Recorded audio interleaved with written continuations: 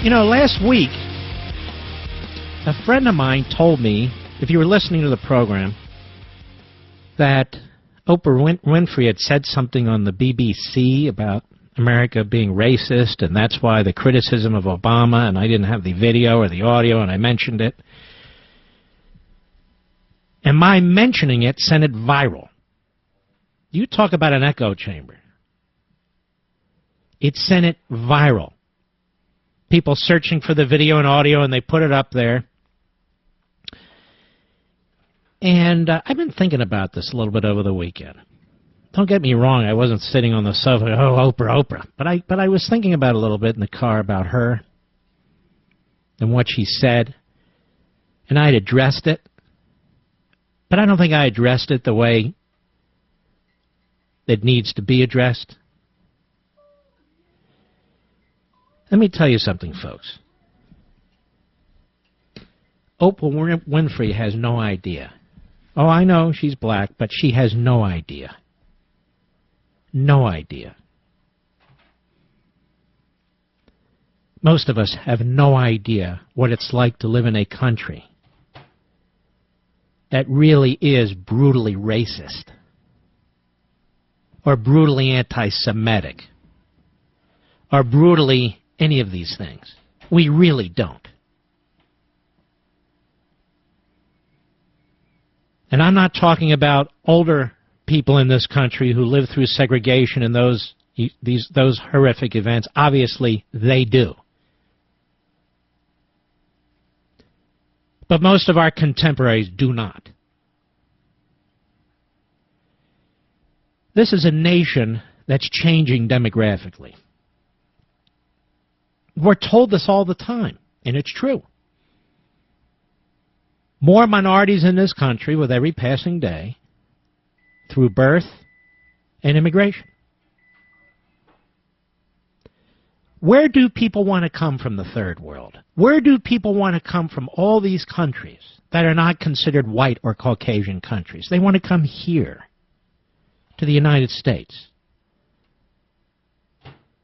If we are, as Oprah Winfrey says, if we are, as Jesse Jackson says, if we are, as Al Sharpton says, if we are, as CARE says, and on and on and on, why are people dying to get across our border, cross deserts, cross rivers, threatened by drug smugglers, rapists? Why do they come here by the millions? If we are, as Oprah Winfrey says,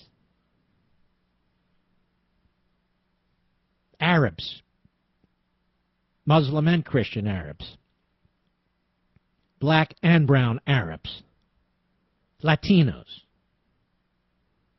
Africans, Asians, Indians, Pakistanis, and yes, Caucasians too, Russians, so forth. Why do they come here? Do they come here to be abused? Do they come here to be mistreated? No. They come here because we're not what Oprah Winfrey says. I am tired of this country. Forget about the damn government. I am tired of this country, meaning we the people, being talked down to, being mischaracterized, being smeared. I am sick and tired of it. No country's pouring more resources into the Philippines today because of that tsunami than us. No country poured more resources into Japan when they were hit by that devastating tsunami than us. We have spilled Yankee blood in every hellhole all over this world, most of it the third world, including Afghanistan, including Iraq. We've spilled blood in Vietnam, in Korea, and yes, all over Europe. We are a good people. We are a tolerant people. We are a freedom-loving people. We are humane. And I am sick and tired of people trashing us. They want to keep reliving history. Only parts of it, of course.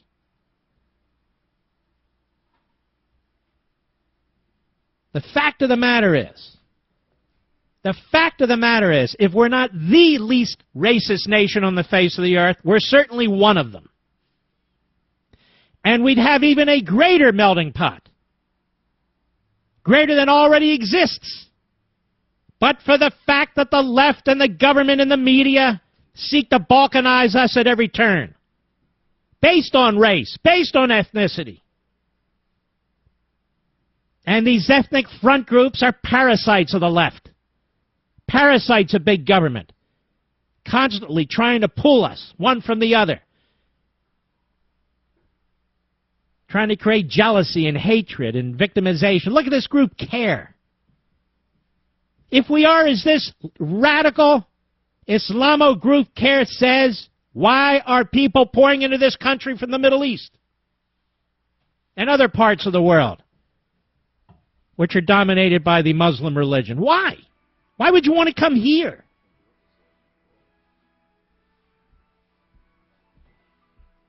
Now, we elected a president twice.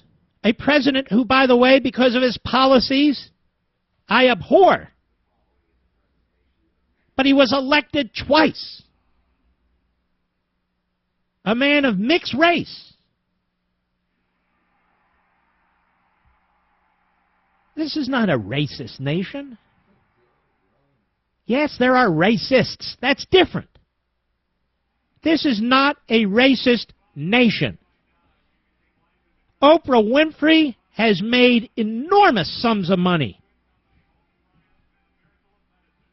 Enormous sums of money on television, with books, with productions, with magazines, with radio, you name it. She's a walking, talking conglomerate. A walking, talking conglomerate. And she did it in this quote-unquote racist America, where 3/4 of the population is said to be white. And I don't even buy that. What does that mean?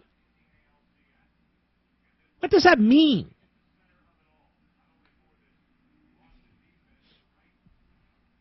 No. I am so tired of this. And we have one political party in the country that uses this constantly to gin up various constituent groups. They abuse their constituent groups. They lie to their constituent groups. They upset their constituent groups. For what? So they can stay in power, these politicians. I watch these actors in Hollywood go on and on and on about what a racist nation we are. It's incredible to me.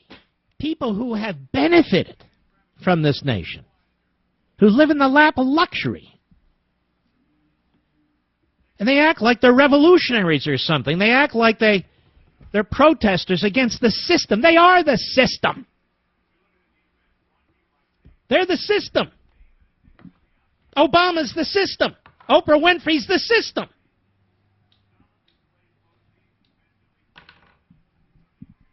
Here's what she said. I read it the other day when I didn't have the audio, and I didn't go back to it because I was fed up with it. But let's listen to this now from beginning to end. Go ahead, Mr. Producer. Has it ever crossed your mind that some of the treatment that Obama and the challenges he's faced and some of the reporting he's received is because he's an African-American, and if he wasn't an African-American, if he was a white guy, those wouldn't have happened? Let's stop there for a second. Is there a white guy who's been president who doesn't face enormous criticism because of his policies? How absurd is this?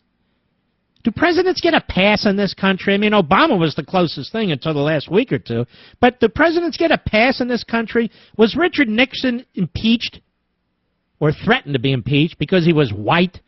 Was Bill Clinton impeached because he was... I mean, it's a complete mischaracterization of history. And rather than defend her country, this BBC kook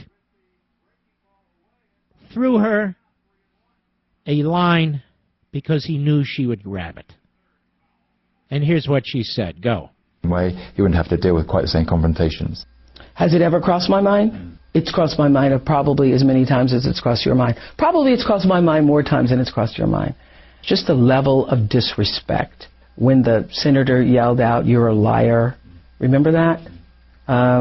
Yeah, I think that there's a level of disrespect for the office that occurs. And that occurs in some cases and maybe even many cases because he's African American. There's no question about that. And it's the kind of thing that nobody ever says, but everybody's thinking it. Everybody's not thinking it, and very few people say it. You know, in my book, Liberty and Tyranny, there was a quote by University of Tennessee professor Wilfred M. McClay. Now, there's a lot of professors who make a lot of statements, but this particular little quote, I thought was so important, I put it in the second chapter, I believe, of Liberty and Tyranny. And he observed, there is a profound self-deception at work in people who luxuriate in the fruits of worldly success, while disdaining the personal habits and cultural conditions that make such success possible. There's also a strangely hidden compulsion behind the need for such condemnation. Yet somehow even the most incongruous social conventions can take hold for a time, and in our era, the conjunction of a dutiful other-directedness with a dutiful rebelliousness seems by now so entrenched and commonplace as to be almost natural. Its existence would make it very challenging to truly countercultural if one is of a mind to be. In other words, you have these people who have benefited enormously from the system, who act like rebels on a cause attacking that system. And this is fulfilling to them. Yeah, well, that is Oprah Winfrey. I have to tell you, folks, I find her despicable. I really find her despicable. Not because she's black, not because she's a woman, but because she's despicable. I'll be right back.